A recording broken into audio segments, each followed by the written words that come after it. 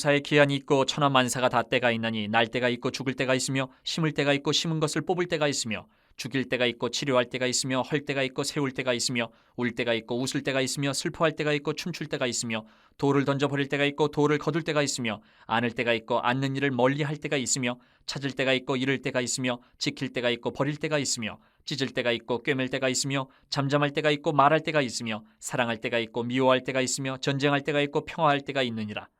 일하는 자가 그의 수고로 말미암아 무슨 이익이 있으랴.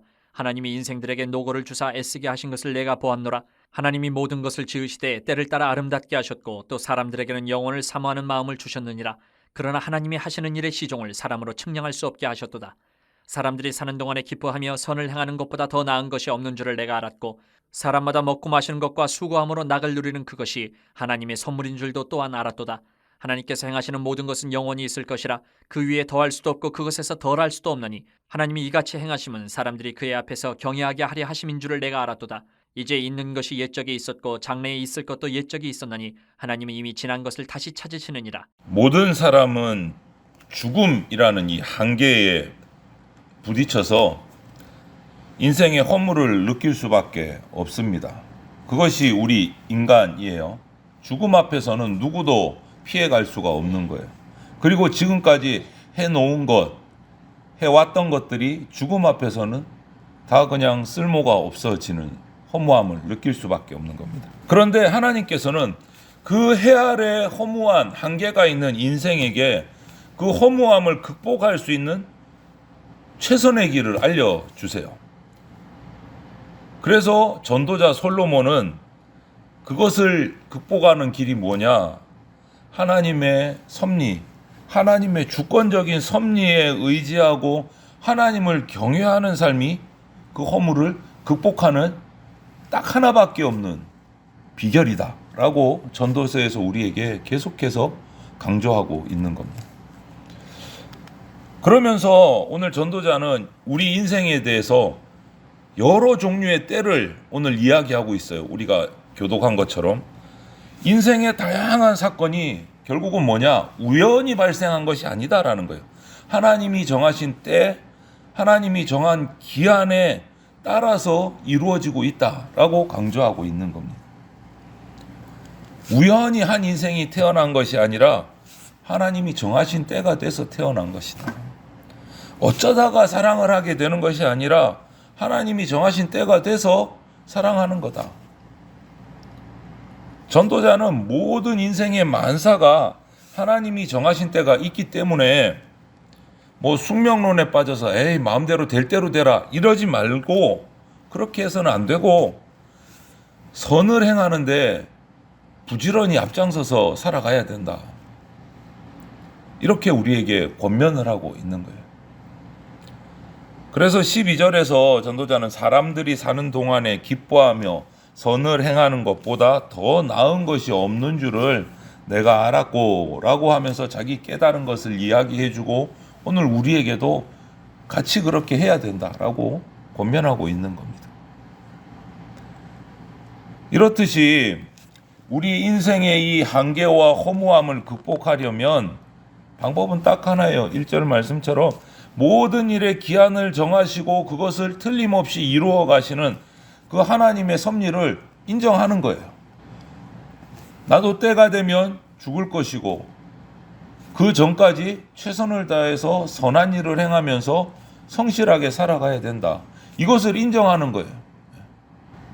그래서 하나님이 당신이 기뻐하시는 때 기한에 따라서 모든 뜻과 계획을 세우시고 온전하게 성취하신다는 것을 인정하고 그 가운데서 내가 최선을 다해서 선하게 살아가는 것, 그것이 허물을 극복하는 길이다. 인간이 뭔가 아무리 치밀하게 준비를 해도 어떤 것이든지 인간의 능력이나 의지가 아닌 하나님의 뜻대로, 하나님의 시간표대로 이루어진다라는 것을 깨달아야 된다. 인정해야 된다. 그래서 인생은 하나님의 섭리에 의지해야 된다라는. 우리가 너무나 잘 아는 말씀 중에 잠언 16장 9절에 이 말씀이 있습니다. 사람이 마음으로 자기의 길을 계획할지라도 그 걸음을 인도하시는 이는 여호와 신이라. 이것이 역시 하나님의 섭리와 정하신 때를 인정하는 말씀이에요.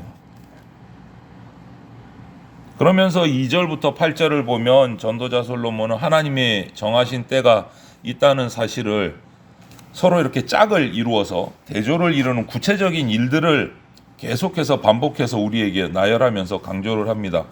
출생, 죽음, 또 허물 때, 세울 때, 울음과 웃음, 통곡, 환희, 사랑과 미움, 전쟁과 평화 등등등 짝을 지어서 계속해서 강조를 하고 있어요. 하나님이 정한 기한이 되면 이렇게 양극단에 있는 것들을 바꾸셔서 죽음은 생명으로, 울음은 웃음으로, 전쟁은 평화로 이끌어 가신다라고 강조하는 거예요. 이처럼 우리 인생이 역경에서 평화로 성공과 실패가 반복되고 높아짐과 낮아짐이 계속 반복되는 삶을 살아간다. 그렇기 때문에 인생의 한순간 한순간에 우리가 어떤 순간에도 안 된다고 실망하지도 말고 잘 나간다고 교만하지도 말고 하나님을 의지하면서 균형 잡힌 성실한 삶을 살아가야 된다. 이렇게 강조하고 있는 겁니다. 솔로몬은 그런 하나님의 섭리를 깨달았기 때문에 오늘 9절 말씀에 뭐라고 얘기합니까? 일하는 자가 그의 수고로 말미암아 무슨 이익이 있으랴. 이 말은 뭐냐면 모든 것이 하나님이 사람에게 수고해서 살아가게 하신 것이다. 수고해서 살아가게 하신 것이다. 모든 일이 하나님의 섭리에 따라 이루어지기 때문에 그것을 인정하면서 살아가야지, 인정하지 않는 인생은 결국 애쓰고 수고는 하는데 마지막에 열매가 없다. 허무한 인생으로 무익한 삶을 살 수밖에 없다. 반면에 우리가 하나님의 때를 잘 분별하고 순종하면서 살아간다면 그 인생에 큰 유익을 얻을 수 있다라는 뜻을 말하는 거예요. 솔로몬은 인간에게 또 11절을 보면 영원을 사모하는 마음을 주셨습니다. 그런데 그 하나님의 섭리하심, 하나님의 계획을 우리 인간이 전부 다 이해할 수는 없게 하셨다라고 말해요. 우리가 이해 못하는 부분이 있다는 거예요. 하나님의 계획을. 일부분은 이해하지만 전체를 다 이해할 수는 없다. 그럼 어떻게 하느냐? 하나님의 그 영원하심을 사모하는 마음을 가지고 영원한 하나님의 계획을 인정하면서 순종하면서 살아가는 것이 우리가 모르는 부분을 몰라서 안타깝다 이것이 아니고 그 가운데서도 하나님은 일하고 계시구나라는 믿음을 가지고 허물을 극복할 수 있는 힘이 된다라는 거예요. 나는 다 모르지만 하나님을 믿으니까 하나님이 모든 것을 합력해서 선을 이루실 것이다 라는 그 믿음으로 그 허물을 극복할 수 있다라는 거예요. 허무함을. 그렇기 때문에 우리가 살아가면서 취해야 될 삶의 자세는 뭐냐? 바른 자세는 내가 다 알지 못하지만 하나님이 이루실 것을 확신하기 때문에 기쁘고 즐겁고 성실하게 살아가는 거다. 12절 말씀이 사람들이 사는 동안에 기뻐하며 선을 행하는 것보다 더 나은 것이 없는 줄을 내가 또한 알았도다. 깨달은 거예요. 다 알지 못하지만 하나님의 계획을 사람의 지혜와 지식으로 다 깨달을 수 없지만 하나님은 선하게 행하실 줄 알기에 내가 기쁘게 선한 일을 행하면서 살아간다. 이렇게 얘기하는 거예요. 우리 인생의 허물을 물리치는 허무함에 빠져서 막 낙심하는 이 모든 것을 이길 수 있는 강력한 백신은 뭐냐? 하나님이 나에게 주신 은총을 감사하면서 기뻐하면서 그 안에서 자족하면서 사는 삶이 허무에 빠지지 않을 수 있는 백신이다 라는 거예요. 그러면서 14절에 솔로몬은 영원하신 하나님이 하시는 일에 아무것도 더할 것도 없고 뺄 것도 없기 때문에 하나님의 섭리를 인정하고 하나님을 경외해야 한다 이렇게 말하고 있어요. 과거에 행하신 일을 지금도 행하시고 앞으로도 동일하게 행하시는 한결같은 분이 바로 하나님이시기 때문에 그 하나님을 믿고 의지해야 된다. 아무리 우리 상황이 급변하게 바뀌어가도 하나님의 뜻과 계획은 온전하게 성취된다. 어린아이가 부모님의 뜻을 다 몰라요. 하지만 부모님은 그 어린아이를 위해서 모든 것들을 다 준비하고 계획합니다. 그것을 어린아이가 다 아나요? 자녀가 몰라요. 그래도 부모님이기 때문에 믿고 따라가는 거예요. 성장하고 나면 그때 그래서 우리 아버지가 어머니가 그렇게 나에게 하셨구나. 그때서 깨닫는 거예요. 똑같아요. 내가 하나님의 뜻을 다 알 수 없습니다. 우리가. 하지만 나를 창조하신 하나님, 성실하신 하나님이기 때문에 믿고 따라가는 거예요. 어떤 상황에서도 하나님을 의심하지 말아야 된다. 여러분, 우리가 살아가다 보면 우리 계획대로 일이 진행되지 않을 때가 더 많습니다. 돌아보면 준비한 일들이 실패할 때도 있어요. 좋은 자리나 좋은 위치로 올라가기보다는 아래로 떨어질 때도 있어요. 사업을 하시는 분들은 사업이 막 번창할 것을 생각하고 사업을 시작했는데 정반대로 사업의 규모가 점점점 작아질 때도 있습니다. 이런 삶이 우리의 삶인데, 저는 예전에 그 동계올림픽에서 스키점프 있죠. 스키점프 이렇게 하는 걸 보면서 그 해설, 중계를 하는 해설자가 하는 말이 아직도 제 머릿속에 남아 있는데, 경기 중에 이 해설위원이 스키점프를 하는 그 선수 준비하는 모습을 보면서 이렇게 말한 적이 있어요. 아래로 내려가는 것도 도약입니다. 이렇게 말하는 거예요. 아래로 내려가는 것도 도약입니다.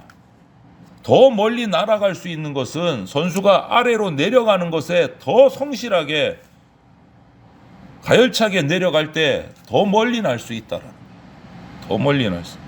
이게 역설인 거예요. 스키점프의 역설. 아래로 내려가는 것도 도약입니다.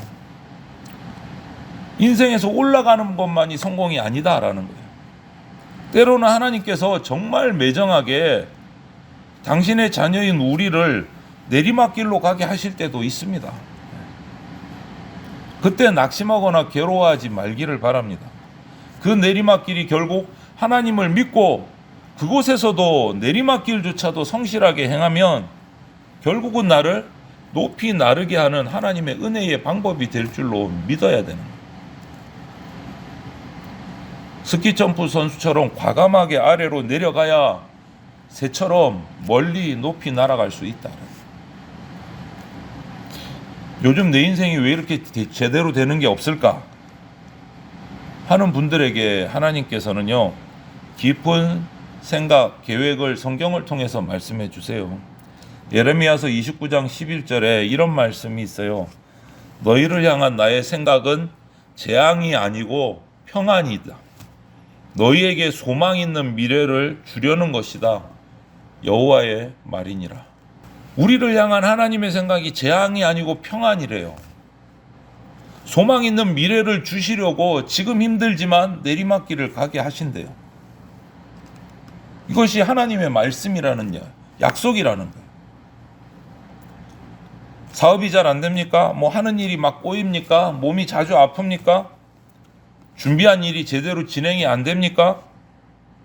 하나님께서 나를 더 멀리 높이 날아오르는 인생으로 이끌고 계시는 그 과정 중에 있다라는 것을 믿고 하나님의 이 놀라운 계획이 결국 선하게 이루어질 줄로 믿고 인정하고 그 믿음으로 나가기를 바라는 겁니다. 하나님은 당신을 믿는 자를 반드시 선한 길로 인도하신다라는 겁니다. 그래서 오늘 전도자의 이 전도서 말씀을 통해서 우리가 볼 수 있는 인생의 허무함을 극복하는 최고의 길, 최선의 길은 기한과 때를 정하신 그 하나님의 섭리를 믿고 순종하면서 따르는 거예요. 내가 다 알지, 다 깨닫지는 못하지만 하나님이 우리에게 주신 것에, 당장 나에게 주신 것에 감사하면서 만족하면서 그 안에서 작은 즐거운, 작은 기쁨을 감사하게 받으면서 누리면서 살아간다면 한 걸음 한 걸음 주님께서 인도하시는 대로 내딛고 가다 보면 우리는 어느 순간 인생의 허무함을 극복하고 낙심을 극복하고 주님께로 가까이 나갈 수 있게 된다. 오늘 하루도 이런 하나님을 경외하면서 믿으면서 나에게 주는 작은 즐거움과 기쁨 하나도 놓치지 말고 감사하면서 만족하면서 복된 인생을 살아가서 결국 하나님이 이루시는 큰 역사 가운데 동참할 수 있는 저와 여러분들이 다 되시기를 주님의 이름으로 축원을 드립니다. 아멘.